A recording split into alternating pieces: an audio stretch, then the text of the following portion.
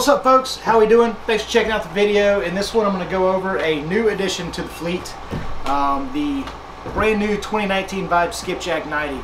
And I picked this up, I bought it for the Great Smoky Mountains National Park trip. That was a Georgia kayak fishing 3-day camp out kayaking fishing trip. We had to paddle 4.5 miles up into the Great Smoky Mountains, set up camp, fish for a few days, paddle back out. Bring all of our gear along with us. And so instead of loading up the Yellowfin 120, which I believe has a 400-pound weight capacity, I would have been there or close to it. You know, I'm a good 230.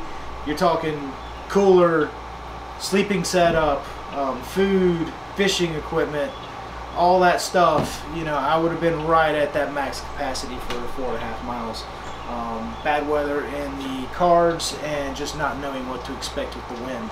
So instead of doing that and taking everything over on the Yellowfin 120, I jumped on one of these brand new Skipjack 90s. And these are awesome. This is Vibe's cheaper boat. They're in the $500 range. They paddle great. They're awesome for just playing around at the lake, getting around, introducing people to kayaking for the first time.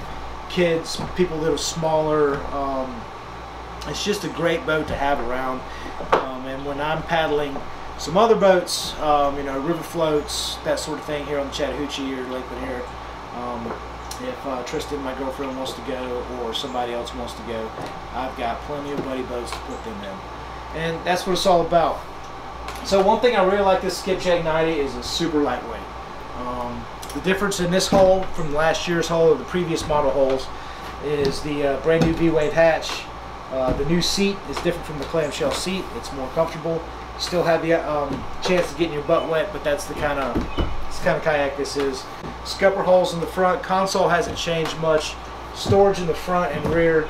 You're still getting 4 rod holders that are molded in on all 4 corners. And these handles are great. I really like the molded in handles. Got them on the bow and the stern. Also, they're on the side. And one of the great things about the Skipjack 90 is how easy it is to transport. So if you're fishing remote water or ponds that you can't just drive or access up to, you have to walk through the woods, walk through a trail, this guy is super easy to pick up, fishing gear in hand, and then walk out to the water. So that's a huge advantage of the Skipjack 90.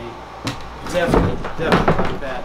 These handles that are molded into the hull kind of protect your hands too. So when you're holding them, you don't have thorns and branches and rocks or whatever brushing up against your knuckles as you're carrying this through tight spaces, through rivers or through trees or shrubs, that sort of thing. Tristan paddled this at Port St. Joe last weekend. She really liked it. It was easy for her to get around in. The wind didn't bother her too bad.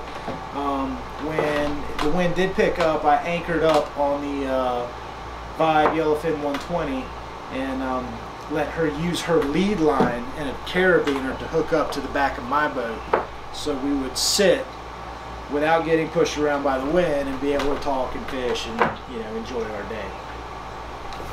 So that's it. Quick overview of the Skipjack 90.